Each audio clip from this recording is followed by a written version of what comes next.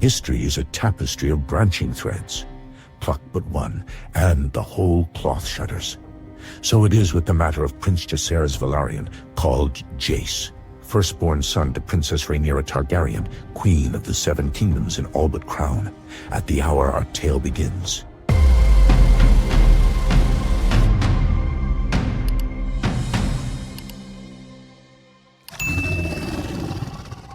In truth, there were whispers that Ser Harwin Strong Breakbones had fathered the boy and his brothers.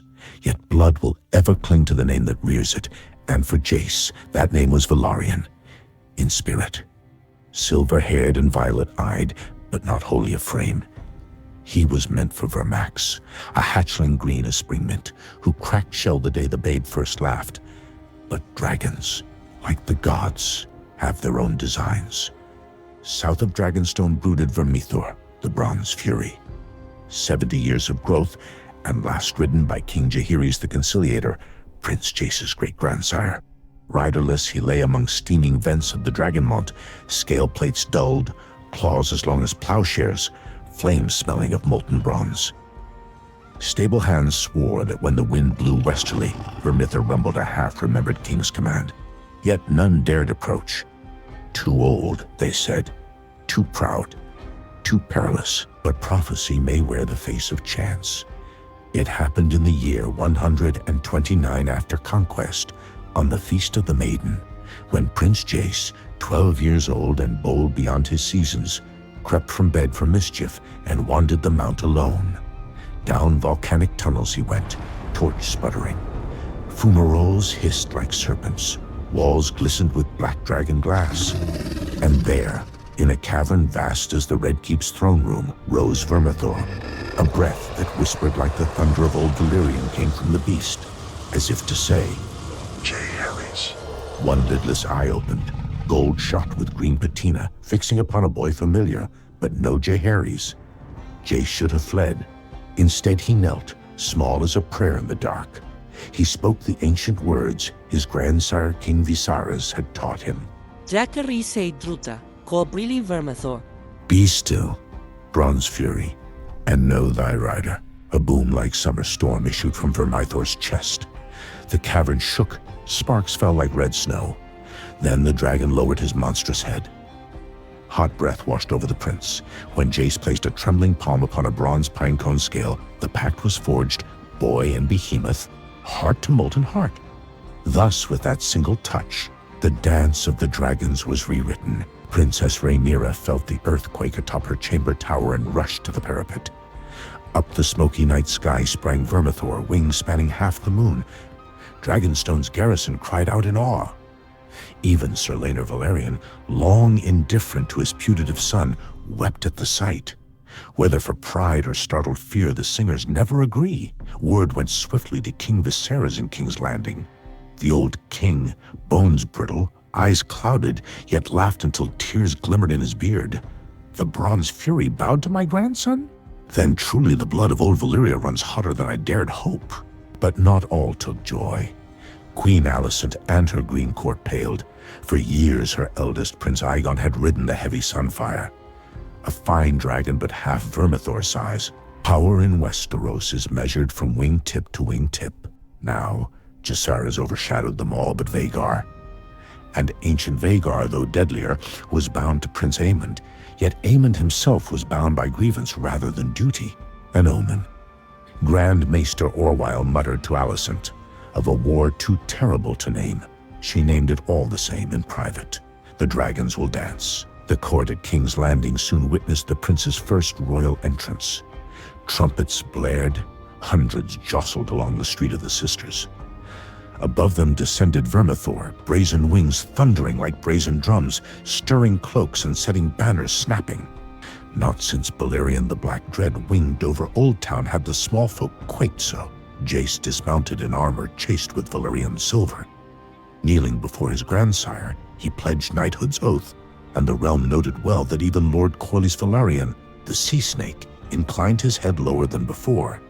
From that hour Team Black gained a talon unmatched. Now the dragon count stood. Black court with Syrax and Rhaenyra, Caraxes ridden by Daemon, Vermithor bonded with Jace, Arax and Luke, Tyraxes ridden by Joffrey, plus the Moon-Pale Moondancer ridden by Princess Baela.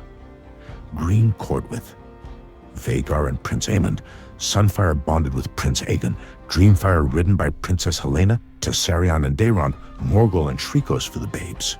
Vermithor tipped the balance. Lords uncertain of their allegiance weighed the math of Dragonfire and wavered toward Rhaenyra's claim. Houses Darkland, Staunton, Mooton, once fenced sitters, took the princess's ravens and sealed them with black wax. Yet power invites perils. The seeds of treachery germinated among the Greens. Sir Criston Cole, Kingmaker, spoke grim counsel strike before the fury grows full grown. And so, upon Viserys' last breath, the storm broke. When word of the king's passing in 129 AC reached Dragonstone, some days late by design, Rhaenyra's council urged haste. "Steady," said Daemon, blood glimmering in his violet eyes. "They steal the Iron Throne in stealth. We will seize it in flame." Maester Gerardes proposed sending Jace upon Vermithor to every great lord, a living thunderbolt of fealty. Rhaenyra assented, so the prince soared west to the Trident, north to Winterfell, east across the narrow sea where Braavosi captains trembled at the shadow that swallowed their decks. In King's Landing, meanwhile, Lord Larys Clubfoot whispered of a dread flight, an elder dragon unbound, and Alicent's heart clenched. The Greens crowned Aegon II in the dragon pit all the faster, Sunfire rearing beside, gold flames licking the vaults. The High Septon anointed him beneath the seven-pointed star, and small folk howled in confusion as flecks of blazing pitch fell from the rafters. The realm had two monarchs. Swords were sharpened, ravens loosed, oaths broken. Yet the first clash would not be of men, but of monsters.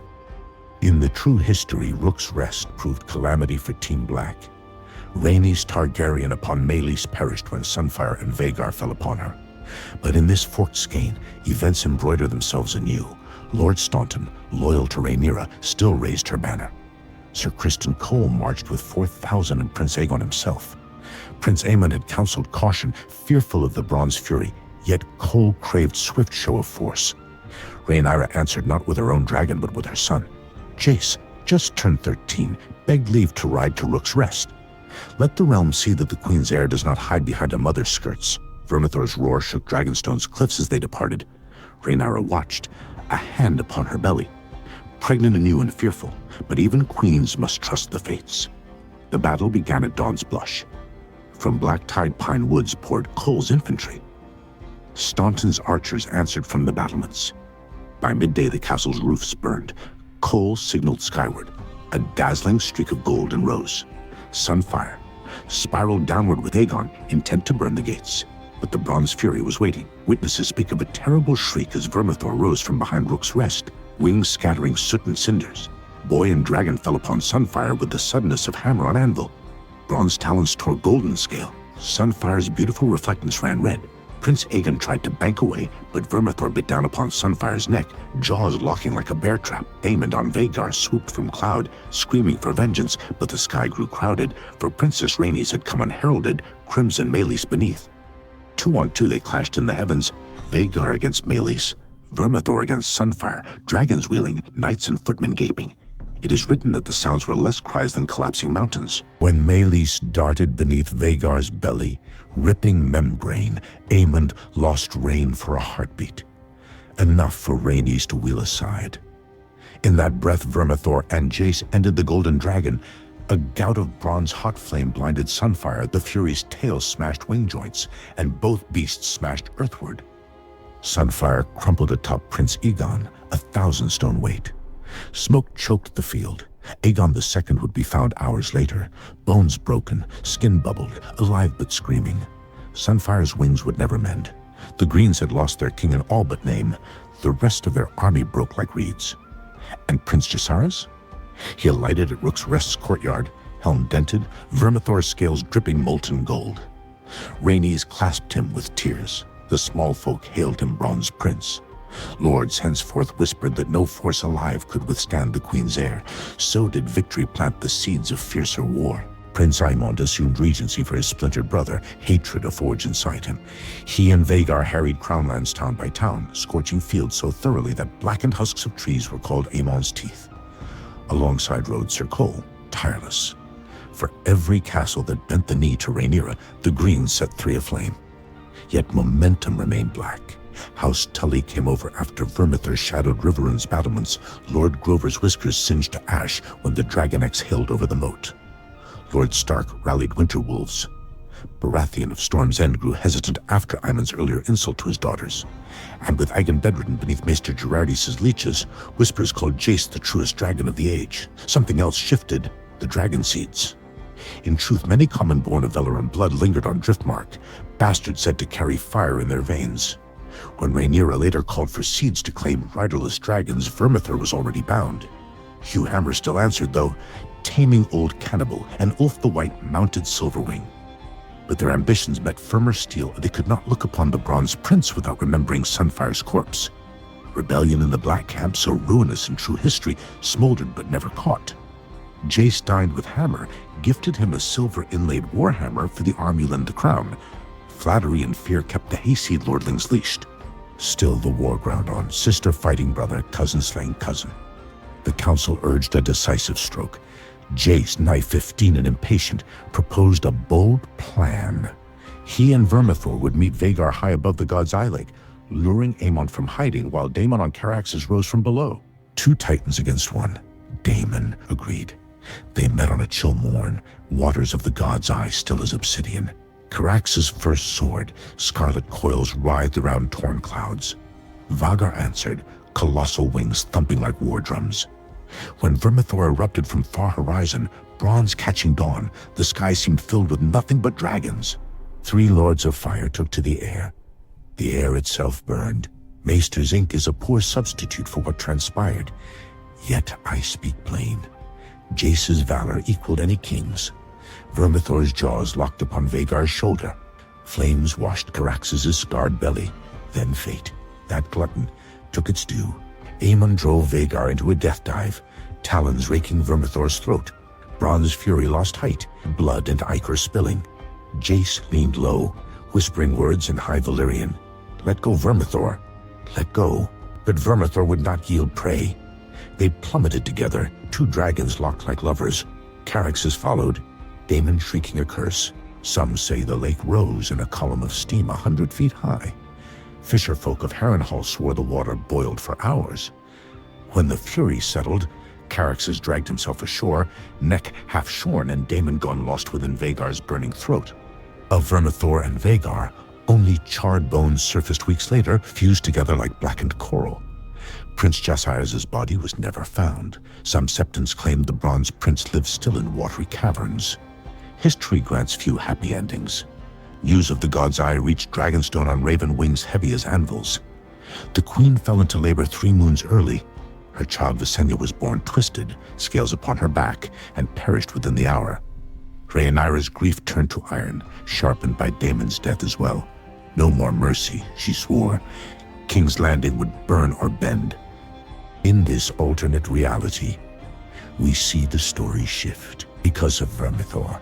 The early war burned hotter and devoured its heroes sooner, while sparing others later.